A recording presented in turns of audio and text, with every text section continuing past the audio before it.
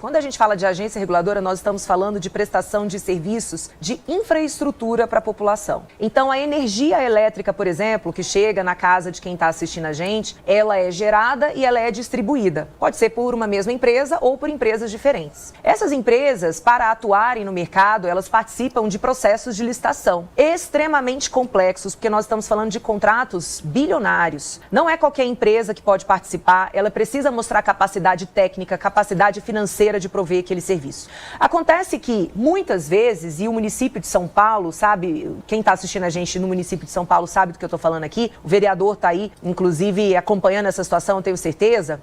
Há falhas na prestação desses serviços. Por exemplo, quedas de energia. Quedas de energia que deixam os consumidores, muitas vezes, dias sem acesso à energia. Essa queda de energia provoca prejuízos. Imagina uma energia que caiu num hospital, que caiu num frigorífico, num açougue, numa casa de família. Então, nós estamos falando desse tipo de serviço. Não é possível jogar a fiscalização da prestação desse serviço para o Congresso Nacional. Não é função constitucional do Congresso Nacional fiscalizar prestação de serviços por concessionárias. Isso não está na Constituição Federal. A competência do Congresso Nacional, de acordo com a Constituição Federal, e sempre a gente precisa se pautar no texto da nossa Constituição, ela é o nosso norte, até o dia em que tivermos uma nova Constituição, e é isso que eu gostaria de ver acontecer, mas por hora o texto constitucional é o de 88. E o Congresso Nacional precisa criar novas leis, revogar as leis que não fazem mais sentido e fiscalizar o uso de verbas públicas, contratos públicos. Quando a gente está falando de concessão de serviços, nós temos uma modalidade diferente, porque por hora nós temos aporte de recursos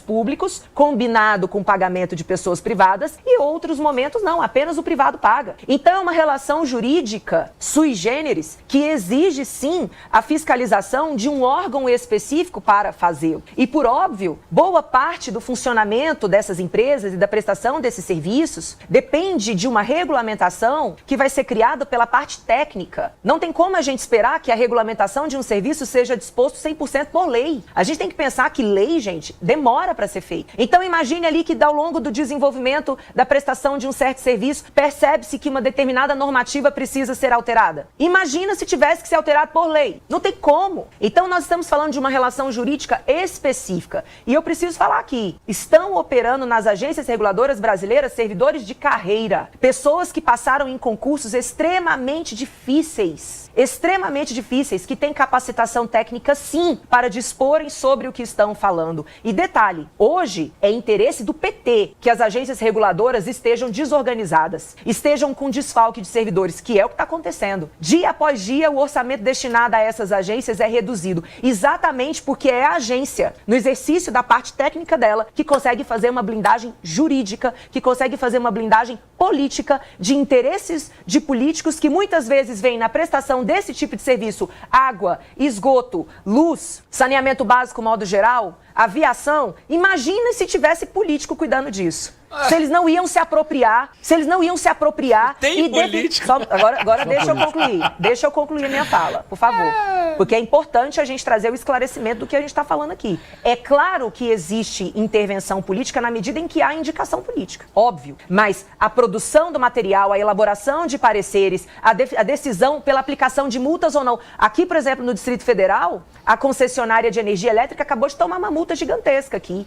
Porque nós no DF estamos vivendo apagões constantes. Imagine se não tivesse uma agência para fazer esse tipo de blindagem. A empresa ia fazer do jeito que queria. Lá em São Paulo, por exemplo, a Neo Energia já vai ter dificuldade de renovar o contrato dela. Ela já tomou tanta multa, inclusive está inadimplente em mais de 92 milhões, ela já tomou tanta multa que dificilmente ela passa no critério para conseguir novo contrato. Então, assim, as agências reguladoras, ao contrário, elas merecem a nossa defesa, porque elas fazem a blindagem entre o consumidor, que não tem a quem recorrer, porque nós aqui no Brasil, a gente pode escolher quem é que presta serviço de saneamento, quem é que presta serviço de iluminação. Se houvesse a possibilidade de escolha, eu concordaria em não ter agência reguladora. Agora, na medida em que eu não tenho escolha, que é imposto para mim em determinada empresa, alguém precisa me proteger, eu preciso ter a quem recorrer. E essa figura é a agência reguladora. Terminou? Terminei, obrigada. Então agora eu já vou passar para você, Ari Alcântara. Calma, Ari de Sá. Você tem Ari de Sá, todo mundo chamando aqui de Ari de Sá, não sei porquê. Não sou de Sá. Então explica pro pro espectador aqui, pessoal do chat. Não é Ari de Sá, tá? É Ari Alcântara, mas tem alguém que chama de Ari de Sá.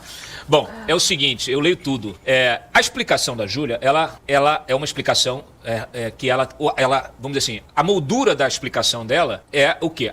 As leis existentes, a Constituição existente. Beleza, até aí tudo certo. A explicação dela tem lógica dentro deste ambiente regulatório. O nosso questionamento é justamente sobre esse conjunto regulatório, sobre eu diria até esta Constituição. É sobre a forma como as coisas foram construídas no tempo. É pensar fora da caixinha. Por quê? Porque se a gente observa um sistema, você falou, a agência reguladora serve para blindar o consumidor. Tá blindando aí vocês? Vocês acham que tá blindando alguma coisa? Porque assim, por exemplo, o meu afilhado, né, e a família dele toda, ficou mais de uma semana, quase 2 semanas sem luz. Uhum. Perdeu tudo lá em São Paulo. Perdeu tudo aí, o pessoal que tá assistindo em São Paulo. Perdeu tudo, tá certo? E ainda tinha que subir e descer escada, 8 andares de escada, enfim. A agência reguladora tá funcionando aí? Não tá. Ué, mas tem que ter fiscalização? Tem que ter regulação das coisas? Tem que ter alguma regulação. Claro, a empresa não pode sair fazendo o que ela quer. Agora, eu pergunto pra vocês, pra que serve o poder executivo? Pra que serve o poder legislativo? A gente tem que voltar ao básico. A gente começou a delegar, a terceirizar as funções que deveriam estar sendo exercidas pelo prefeito, pelo secretário, pelo vereador. Exatamente. O vereador tem que fiscalizar o trabalho da prefeitura. Então, assim, e o executivo, a prefeitura, fez uma concessão, a secretaria tem que acompanhar, tem que multar. Isso precisa ser funcional. Quando você começa a criar tentáculos, é igual assim, você tem uma mão, a mão tem 5 dedos. Começa a botar 6, 7, 8, 9 dedos. Começa a colocar mãos na ponta de cada dedo. Vê se é funcional. É simples. O ser humano é o estado da arte da natureza. E apesar de fazer bosta também. Mas nós somos o estado da arte da funcionalidade. Entendeu? Então, assim, começa a criar, vira o quê? Vira uma metamorfose, vira um mutante, vira um Frankenstein, vira um problema. O Estado brasileiro é um Frankenstein. Exatamente. O Estado brasileiro é um Frankenstein. Eu tenho que ter técnicos que acompanhem, que sejam conhecedores profundos do regulatório, do não sei o quê, da telefonia, da água, Tem. E eles têm que estar no corpo da secretaria. O que acontece hoje? Bota o secretário, indicado político, ele enche aquilo de apadrinhado, de gente corrupta e incompetente, que nunca trabalhou com nada. Os técnicos são jogados para escanteio, ou, muitas vezes, emitem laudos que depois são ignorados do ponto de vista político. Você não sabe a quem recorrer. O consumidor hoje da Enel, não sabe a quem recorrer, se é o governo federal, ou se é a prefeitura. O Ricardo Nunes fica mesmo naquela coisa. Foi assim, não, mas isso aqui é a concessão federal. Isso aqui tem que ver com a ANEEL. Isso é um problema do coisa. Tirar a concessão é um problema do governo federal. Olha o monstro que criaram. E esse programa serve para questionar o estado de coisas. Já que o STF também, muitas vezes, toma decisão e resolve fazer o questionamento sobre políticas públicas, então nós também temos que começar a fazer isso. Mas fazer em relação à estrutura total. Porque o que nós temos hoje sabe aquele poste? O pessoal já deve ter visto assim. Vai lá em Rio das Pedras, no Rio de Janeiro, controlado pela milícia, vai ver lá um poste com os fios lá. É um novelo de fio assim, ó. Esse é o Estado brasileiro. É a síntese do Estado brasileiro. Não tem como você achar que isso aqui vai funcionar. Tem que arrancar isso tudo e passar o fio, botar uma caixa de passagem com 3 fios. Um vem, outro vai, o outro vai pro outro lado. É isso que tem que ser o Estado brasileiro. Esse é o questionamento que a gente tem que fazer. Então, assim, a gente tem que sair da caixinha para fazer análise dos problemas do Estado. Por quê? Porque o Estado, ele é, hoje, disfuncional, Ari. Essa história, eu gostei muito que a Júlia colocou como exemplo essa questão da energia elétrica. É interessante isso. A questão da energia elétrica, antes, ela começa com umas concessões em empresas estrangeiras, a questão da Light. Uma das grandes brigas políticas foi a incorporação da Light. A Light não vendia, enfim, era uma confusão muito grande, até que no governo Médici se começou a estabelecer a ideia feita por um sujeito que realmente conhecia energia elétrica e distribuição de redes, inclusive ele é referência no mundo inteiro, o Antônio Dias Leite. Bom, se começou a montar o sistema de energia elétrica, distribuição reintegrada. O Brasil é um dos poucos países no mundo que você liga uma lâmpada no Ceará e você não sabe se está consumindo energia do Rio Grande do Sul, de Itaipu, ou de Ilha Solteira, ou mesmo de Angra. Essa interligação é um trabalho fantástico, é muito bom. Quando se começou a privatizar o setor elétrico, eu participei participei de um estudo para entrar na privatização do setor elétrico. Exame daqui, exame dali, inclusive, era considerada a cereja do bolo das privatizações do Fernando Henrique. Chegando à conclusão de inviável entrar no sistema. Por que era inviável? O conjunto de interligações burocráticas que tinham estados com concessionárias, estados com distribuidores, o transporte de energia é uma coisa, a distribuição de energia é outra, a geração de energia é outra. Enfim, isso na época nós fizemos, eu participei inclusive foi uma proposta, uma ideia minha, isso aqui é inviável, isso aqui nunca vai se conseguir botar preço nisso. Eu gostei muito da colocação do Cláudio, quando ela falou no vereador. Por exemplo, serviços públicos, um dos princípios básicos da gestão é que serviços públicos têm que ser cada vez mais ligados ao município, à base. Não pode você ter a parte de infraestrutura, de logística centralizada no poder central. A União Soviética, a clássica disso, não funcionou. Você tem que ter a energia elétrica, quem tem que interagir, quem tem que discutir a questão de energia, saneamento básico, água, esgoto, infraestrutura, é o município. Se a questão do município não se resolve no município, 2, 3 juntos, 4, 3 juntos, até que seja o Estado, e em última instância, chegar no governo central. O governo central não tem que trabalhar de cima para baixo, a coisa tem que vir de baixo para cima. Isso aí. Inclusive o seguinte, a melhor solução é o seguinte, é você disponibilizar redes e a concorrência na disponibilização de redes. E da mesma forma como o trânsito, estabelecer as áreas de interligação. É a forma correta e como está fazendo o mundo. Inclusive vai ser a tendência para o futuro em função das grandes demandas de energia que se tem. Bom, essa é uma questão. No restante de infraestrutura, continua a ideia sempre é do mesmo jeito. A ideia do poder centralizado, controle centralizado, não funciona. Qual, por exemplo, está sendo a colocação que o Donald Trump está adotando? Certas posições ele resolve intervir diretamente. É uma discussão, é uma visão que ele está dando e que tem discussões sobre isso. Então, no caso das agências brasileiras, o que eles fizeram? Inverter o processo. Então você tem, por exemplo, hoje, dentro do sistema elétrico, alguns monstrengos como Angra 1, Angra 2, Angra 3, travadas que ninguém sabe o que fazer com aquilo. E você tem, hoje, um problema de interligação de energia. Ninguém sabe exatamente como fazer. Você tem excesso de oferta, por exemplo, de energia fotovoltaica, no Nordeste você não consegue demandar aquilo. Então, tem várias coisas por aí. Então, eu volto a dizer, quanto mais descentralizado, quanto mais federalizado a questão de políticas de infraestrutura, mais eficiente ela vai ser. Quanto mais simples. A gente aqui no Brasil tem que mudar essa cultura. É igual o negócio de eleição. Vamos fazer eleição. Aí não, então tem que ter um poder eleitoral, tem que criar a justiça eleitoral. Aí, mais uma vez, depois a gente vai olhar o judiciário que custa 140 bilhões por ano, você não sabe por quê. Não, vamos criar a justiça eleitoral. Aí cria a justiça eleitoral. Regional. Não, mas tem que ter a cúpula, que é quem vai controlar as eleições no país inteiro e vai ver se a justiça regional fez certo o seu papel. Aí cria-se o Ministério Público Eleitoral. Aí o Ministério Público Eleitoral entra com o negócio. Aí o Tribunal Eleitoral, Regional Eleitoral, vai lá, bota o juiz. Não, mas o advogado também quer participar, porque é um tribunal político. Aí bota o advogado. Aí bota Cara, olha só, é um inferno esse negócio. A Justiça Eleitoral, o TSE, eu vi construir o edifício do TSE aqui em Brasília. Você também, Ari e Júlia, vocês viram. E eu me lembro das reportagens que saíram na época, porque eu trabalhava, inclusive, com um repórter que denunciou licitação e o cacete. Era mármore de Carrara nos banheiros, era torneiras de bronze pintadas com douradas. Olha, é um negócio, assim, é um castelo. Aliás, é um prédio lindo, claro que é, mas é um castelo. É um castelo vazio. É um castelo, eu diria que é um mausoléu. Então, assim, é isso que a gente tem que combater. Pra que ter TSE? Já não tem justiça? Já não tem justiça? Pra que TSE? A eleição acontece todo dia? Pra que ter funcionários, servidores da Justiça Eleitoral pra ficar todo dia, 365? Não tem eleição todo ano, caramba. É um inferno esse negócio. Cadê o Rubinho?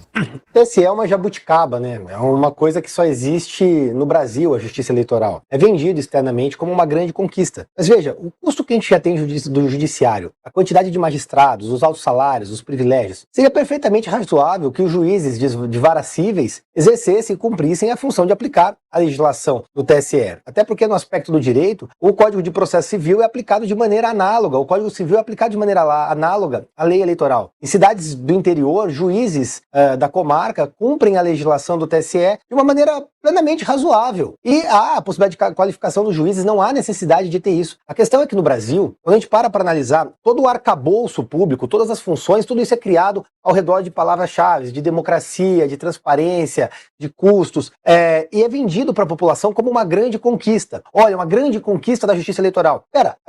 Os outros setores do judiciário, as outras especializações não conseguiriam cumprir essa função, até porque boa parte dos juízes do TSE são juízes que vêm de outros órgãos, de outras carreiras jurídicas. Aí eu puxo de novo, porque a gente falava da questão da regulação, da ANEEL, até com todo respeito ao que foi dito pela Júlia. Mas quando a gente para analisar, em 2025, Lula nomeou o Gentil Nogueira e o William Frota, justamente na função de trazer isso e trazer uma proximidade com o governo. Todas as funções, quando vendido, quando publicado, publicizado, no sentido de que isso vai ser bom para a população, nada mais é do que uma anedota, uma mentira contada para a população para justificar aquele gasto. Isso não faz sentido. Não faz sentido a gente gastar mais com o judiciário do que o que a gente gasta com saneamento básico. Não faz sentido todo o custo que a gente tem atrelado a funcionalismo, a privilégios. Quando a gente para falar em privilégios, há uma semana atrás, a Câmara dos Deputados aprovou um pacote absurdo de privilégios onde alguns funcionários de carreira vão ganhar mais de 77 mil reais por mês, ao lado de que a gente vê aposentados sendo roubados. Cadê a eficiência do serviço? Cadê a qualidade do serviço? Cadê a entrega do judiciário que transmite credibilidade à população? Eu falo como advogado, eu recebo pessoas no meu escritório e a palavra que eu tenho que falar para eles é depende. Não importa, o cara vem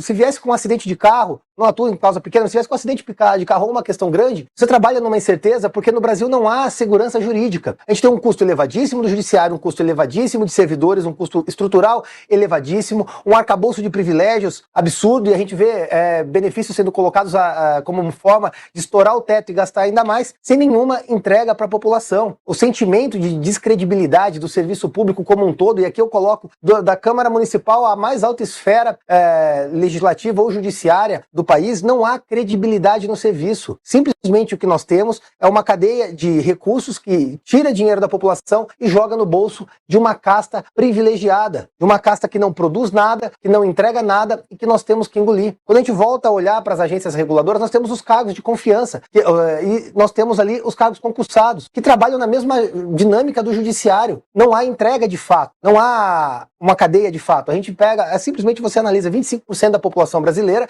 carrega os outros 75%, que ou são servidores públicos ou estão encostados, recebendo algum tipo de benefício assistencial para o Lula dizer que foram retirados da pobreza, ou são crianças ou idosos. Simplesmente nós vivemos uma pirâmide brasileira que ruiu, que quebrou, que não há como continuar. Se nós não tivermos uma reforma administrativa, uma reforma constitucional, uma reforma tributária profunda que reduza a carga tributária, simplesmente o nosso país vai ruir. Não existe como continuar. E falo para você, Dantas, eu na qualidade de parlamentar, se tenho a prerrogativa como deputado para extinguir a agência reguladora, era o que faria imediatamente. Não há sentido. Assim como enxugar a máquina como um todo, não há sentido de manter o Estado brasileiro como está. Olha aqui, ó, eu diria que o Estado brasileiro é o Estado terrorista. Sabe por quê? Porque ele virou uma rede de túneis subterrâneos igual do Hamas. É porque você não tem como você saber como resolver os problemas desse país. As pessoas me perguntam, Cláudio, a quem eu recorro para resolver isso aqui? Eu falo, não sei, depende, igual você falou, depende. Aí sabe o que você tem que fazer? O que acontece normalmente? É o seguinte, olha, eu não sei, mas aqui tá o cartãozinho de quem sabe. Aí é o cara que vai pegar o cartãozinho e vai lá falar com o juiz, com o ministro, com o desembargador, com o político, com não sei o que vai saber resolver o seu problema. Não vai ser de graça, tá? Quer dizer, de graça nunca é porque você já paga imposto, mas não vai ser barato, tá? Você também é bitributado quando precisa resolver realmente algum problema que o Estado cria para você resolver, né? Você é bitributado porque alguém vai lá e vai te cobrar propina para poder resolver o seu problema. A Júlia Lucy, que tá arrancando os cabelos, não arranque os seus cabelos, não arranque seu cabelo bonito, não arranque os cabelos, tá? Não arranque, tá?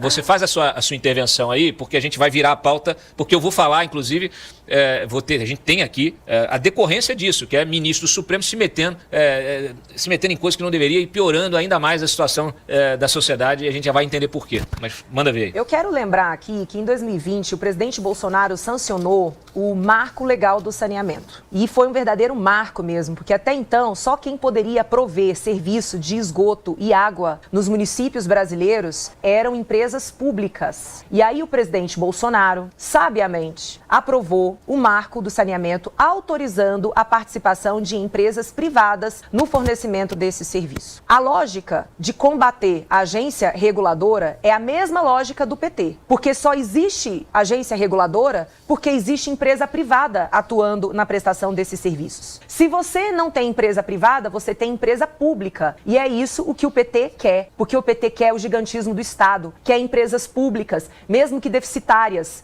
porque a partir dessas empresas públicas, eles contratam quem eles quiserem, sem concurso público, fazendo contratos de advocacia, de consultoria volumosos, sem que a população tenha condições de saber o que de serviço foi efetivamente prestado. Então, para situar essa discussão aqui, para quem está nos assistindo, a agência reguladora vem porque você abriu o mercado para que empresas privadas possam prestar serviços. E essa é a defesa que qualquer pessoa que queira um Estado menor precisa fazer.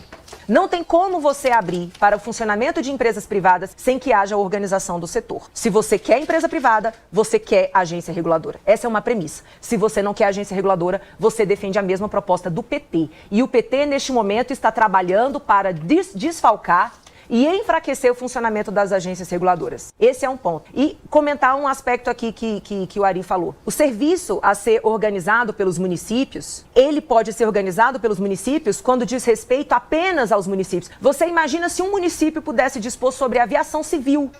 Aí o município cria as próprias regras para dispor sobre o seu espaço aéreo. Só que aí as regras daquele município não necessariamente vão bater com o do município vizinho, com o do estado vizinho. Então tem coisas que são impraticáveis. Há defesas que não podem ser feitas, elas não se sustentam. Então uma coisa é falar sobre o horário de funcionamento do comércio, é falar sobre o tipo de produto que o comércio pode vender, coisas da municipalidade, ok. Agora, grandes temas que envolvem o funcionamento de setores da economia que envolve o país inteiro, não tem como não ser federal. Eu falo isso, água, saneamento, energia, aviação civil, a própria telefonia também. Porque a empresa que vem para cá, ela tem que fazer um investimento tremendo no cabeamento. Não é tão simples assim ter concorrência. Há setores da economia que você tem que ter tanto capital colocado inicialmente que poucas são as empresas que têm condição de entrar. Então, gente, a gente não pode, pelas nossas revoltas e questionamentos legítimos, eu também não concordo com a existência da justiça eleitoral, não concordo com a justiça do trabalho, não concordo com a justiça militar, acho que a gente poderia ter uma série de causas arbitradas na iniciativa privada, mas isso, para resolver problema, a gente precisa fazer os corretos diagnósticos. Se a gente faz o diagnóstico errado, a gente acaba reforçando o argumento de quem a gente quer combater, que é exatamente a lógica petista de centralizar o fornecimento de serviços públicos. Ô Ari, a gente está sendo chamado de petista pela Júlia agora. Petistas. Não, a Júlia deu um exemplo. Ai, meu Deus do céu. A Júlia deu um exemplo. Olha, não. Por exemplo, meu Deus do céu, a aviação civil, por exemplo, as normas de aviação civil do Brasil. Eu achei que você fosse libertária, minha filha. Olha. É libertária. Você condiciona privatização. Olha só. Você condiciona a concessão de serviço público, você condiciona a entrada de empresas privadas no mercado brasileiro, você condiciona isso à existência de agência reguladora. Isso é uma premissa inválida, porque assim, uma coisa não depende da outra, né? Não tem nada a ver, aí assim, me permita discordar, porque a única coisa que me ofende é ser chamado de petista. Então assim, eu vou precisar responder, Ari, antes de você, porque é o seguinte, o petismo, a lógica do petismo é a lógica do balcão de negócios, tá? É a lógica do balcão de negócios. Aliás, eu conheço vários lobistas do PT, que estão neste momento se utilizando justamente da relação com o governo federal, com o legislativo, com as agências reguladoras, com toda essa estrutura, essa burocracia criada, inclusive por eles mesmos, porque quem criou a agência reguladora? Fernando Henrique, social-democracia, que era na verdade uma oposição de mentirinha em relação ao PT, tá? O Lula é um filhote do FHC. Então é o seguinte, criaram esse negócio de agência reguladora. A agência reguladora pôs esses mesmos petistas, e por isso que eles têm casas no Lago Sul, por isso que eles participam de Convescó, de jantar, de café, de almoço, para a negociar para poder fazer a intermediação do negócio. Eu não conheço um empresário, e aí eu tenho que me solidarizar. Veja, os empresários desse país não conseguem trabalhar certo. Sim. Quando você olha uma coisa, um escândalo político desse, igual Master, etc, você fica se perguntando, o sujeito tem outra alternativa se ele quiser crescer nesse ambiente promíscuo do Brasil? Se o cara é um banqueiro, se é um empresário, se é um industrial, ele tem alguma alternativa para crescer que não seja pagando propina? Me digam, mas falem a verdade. Dificilmente. Tem condição? Não tem, não tem. O sujeito ganha uma licitação para colocar guindaste no porto do Rio de Janeiro, e aí vem o secretário, vem o ministro e cobra propina com a licitação, ganha. E quem sabe, porque isso é real, eu não vou dar nomes aqui. E aí tem que pagar a propina. Isso não é só com o empresário brasileiro, é com o chinês, com o americano, com o turco, com o diabo. Qualquer um que chega aqui, por isso que o Brasil é o paraíso dos corruptos, qualquer um que chega aqui, ele precisa jogar o jogo do sistema, ele fica fora. Ou ele não cresce. Pode, olha, eu quero algum, se manifeste aqui, algum grande empresário desse país que tem algum tipo de concessão. Claro, tem um empresário que está no mercado privado, exclusivamente privado, mas de vez em quando vai receber a visitinha do fiscal do trabalho, do fiscal do IBAMA, do não sei o que, também cobrando propina. Agora, qualquer um concessionário desse país, eu quero saber qual a empresa concessionária desse país que já não foi obrigada a pagar propina. Esses agentes de mercado todos, bancos, não sei o que, todos eles em algum momento já foram achacados. Aí eu pergunto, eles gostariam de ser achacados? Não. Por quê? Porque eles sabem que podem ganhar dinheiro com a eficiência do trabalho deles sem ter de pagar R$1 de propina. Mas é justamente nesse estado de coisas atual, Júlia, nesse estado emaranhado do poste do Rio das Pedras, do túnel, da rede de túneis do Hamas, é esse o estado que permite que se crie balcões de negócio e que nenhum consiga trabalhar sem se envolver com corruptos, com esse sistema de corrupção impregnado. Você tem um precatório para receber, você tem que pagar propina para o juiz. Você tem direitos adquiridos, você tem que pagar propina. Aí o que criaram? Não, faz o seguinte, vamos fazer um negócio diferente. Você vende o teu precatório de 100 por 10, mas vende para esse banqueiro aqui, porque aí a gente consegue esconder a propina. A propina, ela sai através de um fundo. É isso, é disso que se trata, gente. Quero ver quem tem coragem de fazer esse debate público. Não tem um jornalista que tenha conhecimento e coragem para fazer esse debate público. É por isso que esse programa vai fechar.